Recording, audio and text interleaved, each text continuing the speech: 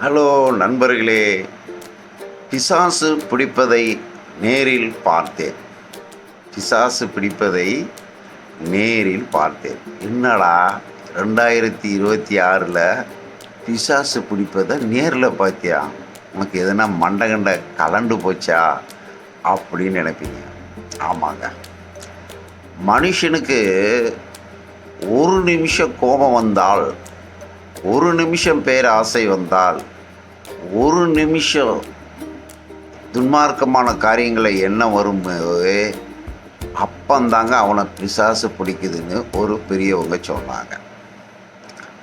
அதை நான் அநேக இடங்களில் உணர்வேன். உதாரணத்துக்கு, நம்ம சூழ்நிலையில் கொஞ்சம் பேட் வேர்டு பேசுகிற பிள்ளைங்க இடத்துல தான் நான் வளர்ந்தோம். அப்போ நார்மலாகவே பேசும்போதும் கோவப்படும் போதும் பேடு வேர்டு நம்ம வாயில் வருது, சகஜமாக வரும். அதே வயசு உள்ள ஒரு குழந்தையோ ஒரு பெரியவங்களோ கொஞ்சம் ஃபார்வர்டான இடத்துல பிறந்து வளர்ந்தாங்கன்னா அவங்க வாயில் டப்புன்னு சொல்லி பேடு வேர்டு வராது, மூளையில் சிந்திக்கும், நிதானமாக செயல்படும். அவங்க பழகிற பழக்கங்கள் அதுதாங்க கடவுளுக்கு பிரியம். கடவுள் சொல்கிறாரு, நீதியை தேடுங்கள், நிதானத்தை தேடுங்கள், பொறுமையை தேடுங்கள், நாணலை போல வளர்ந்து பொங்கல், ஒரு நிமிஷம் நீங்கள் கோபப்படாமல் இருங்கள், கோபம் கொண்டாலும் பாவம் செய்யாதீருங்கள் அப்படின்ட்டு எல்லா மதங்களும் சொல்லுதுங்க. இப்போ நான் ஒரு இஸ்லாமியர்கிட்ட உட்காந்து பேசிக்கிட்டு இருந்தேன். அவங்க சொன்னாங்க, டேவிட், ஒரு புக்கை படித்தேன். கோபம் வந்தால் கண்ணை மூடிக்கோ, கோபம் வந்தால் வாயை மூடிக்கோ, கோபம் வந்தால் காதை மூடிக்கோ, கோபம் வந்தால் தலையை குனிஞ்சிக்கோ, கோபம் வந்தால் தரையில் உட்காந்துக்கோ, கோபம் வந்தால் தண்ணியை குடி, கோபம் வந்தால் படுத்துரு, கோபத்தை அடைக்கிறு அப்படின்னு சொல்லி அந்த புக்கை படித்தாங்க. ஆனால் ஜனநாயக மத்தியில் சிலவங்க கிட்ட நான் பேசும்போது, ஐயோ அந்த சமுதாயத்துக்காரங்களாம் கழுத்தை இருக்கிறவங்கன்ட்டு வாயால் பேசவங்கள கேட்டேங்க. அப்புறம் அந்த அம்மா கிட்ட சொன்னேன், எம்மா, மதத்துக்கும் மனிதனுக்கும் சம்மந்தம் இல்லை.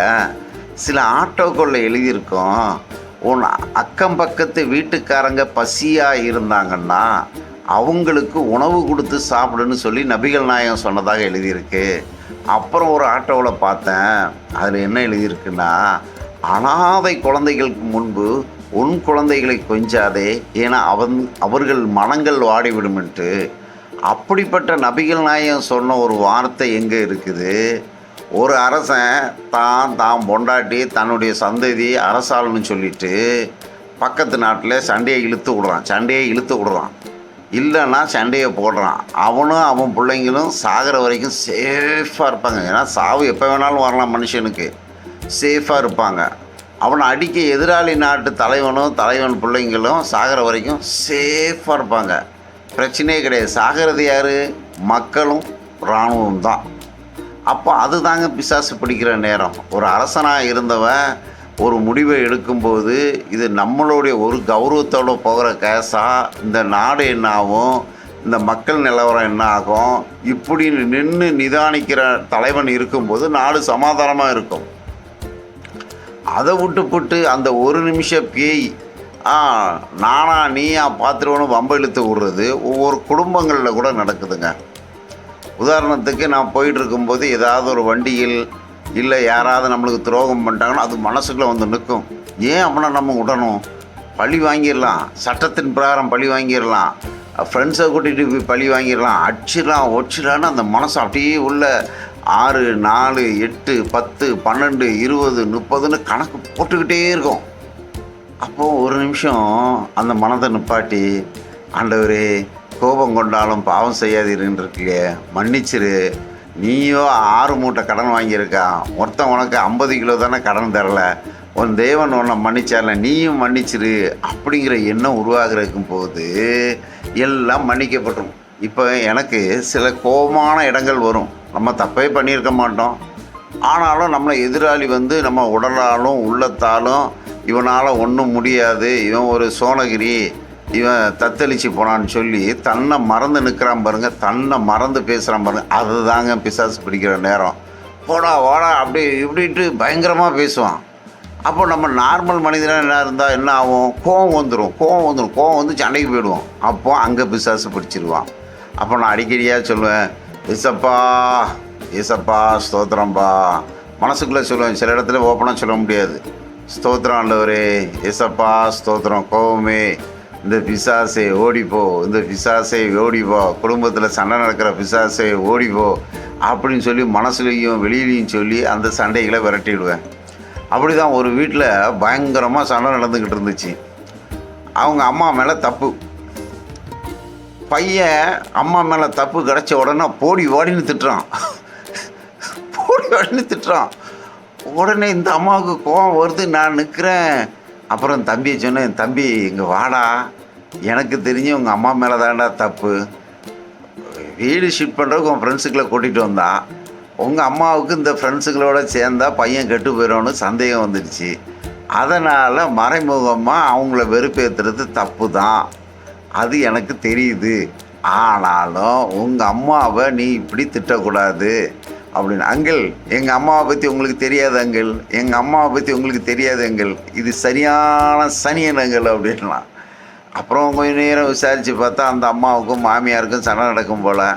பசங்க பாட்டி பக்கம் நியாயம் இருக்கிறதுனால இங்கே வீட்டில் தங்குறதே இல்லை, பாட்டி வீட்டுக்கு ஓடி போயிடலாம்.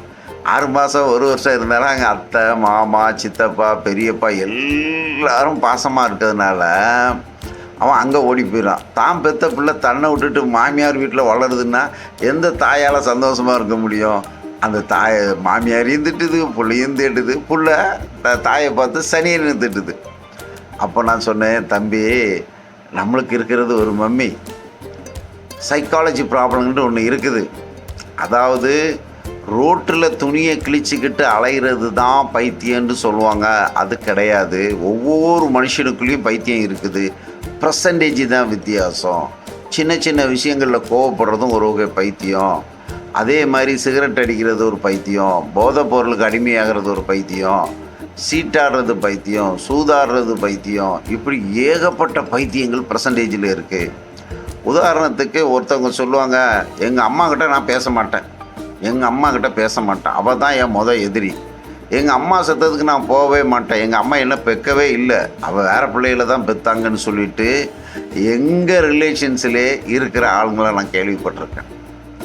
அதே ஒரு பையன்கிட்ட, டே இதெல்லாம் தப்புடா, அம்மாங்கிறது ஒரு வகையான அறிவு தான்டா, அவங்க நம்மளை பெற்றிருப்பாங்க, வளர்த்துருப்பாங்க, பாடுபட்டு எடுத்திருப்பாங்க, ஆனால் அவங்களும் சக மனிதர்கள் தான், அவங்களுக்கு சில காரியங்கள் பிடிவாதமாக இருக்கும், அந்த மாதிரி இடங்களில் நீங்கள் விட்டு கொடுத்து போகணும், அதுதான் பிள்ளைங்கன்னு சொல்லும்போது அந்த பையன்கிட்ட சொன்னேன், தம்பி எங்கள் வீட்லேயும் என்னை கோவப்படுத்தி கோபம் வரும்போது நான் சொல்லுவேன், ஏசப்பா இயேசுவின் நாமத்தில் இந்த பிசாசை ஓடிப்போன்னு சொல்லுவேன்.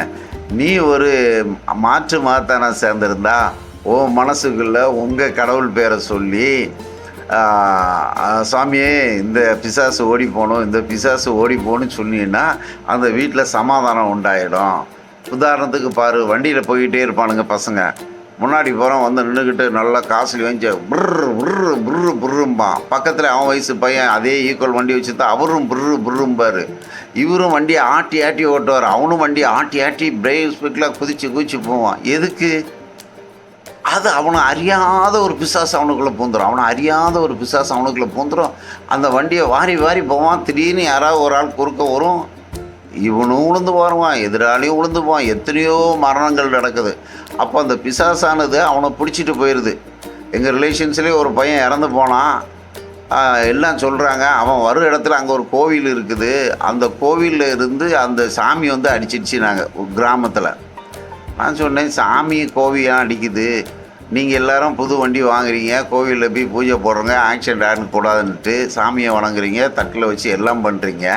அப்போ வண்டியை ஆக்சிடென்ட் ஆகும்போது அந்த சாமி என்ன பண்ணுச்சுன்னு கேட்டால் பான்னு பதில் சொல்ல முடியல. அப்போது பிசாசு எப்போல்லாம் பிடிக்குதுன்னா சின்ன சின்ன காரியங்களில் விட்டு கொடுக்காம அது உங்களை எதிர்த்து பேசும்போது, உதாரணத்துக்கு ஒரு வீட்டில் நம்ம தூங்கிக்கிட்டு இருக்கிறோம், திடீர்னு குசு இயற்கையாக வந்துட்டு மனைவியை திட்டுறாங்க, பிள்ளைங்க திட்டுறாங்க, திடீர்னு நீங்கள் செல்ஃபோனை பார்த்துக்கிட்ருங்க, சனியனை நீ தூங்க மாட்டியான்னு அசிங்கமாக திட்டுறாங்க. தண்டவாளம் பக்கத்தில் பாருங்கள் வீடு இருக்குது, பல கோடி ரேட்டு போகுது, அங்கே மனுஷன் தூங்கிட்டு தான் இருக்கான். எக்ஸ்பிரஸ் வயலும் சவுண்டு அடிச்சுட்டு ஓன்னு போகுது, நிற்குது, வருது. ஏன் ரயில்வே ஸ்டேஷன்லேயே படுத்து டயர்டாக படுத்தவன் நல்லா தூங்கிக்கிட்டு இருப்பான். அவனுக்கு ட்ரெயின் வரும், ஜனங்கள் போகும், ஒன்றும் தெரியாது. ஏன் ட்ரெயின்லேயே நல்லா தூங்கிக்கிட்டு இருப்பான். தூக்கம் வந்தால் நல்லா தூங்குங்கங்க.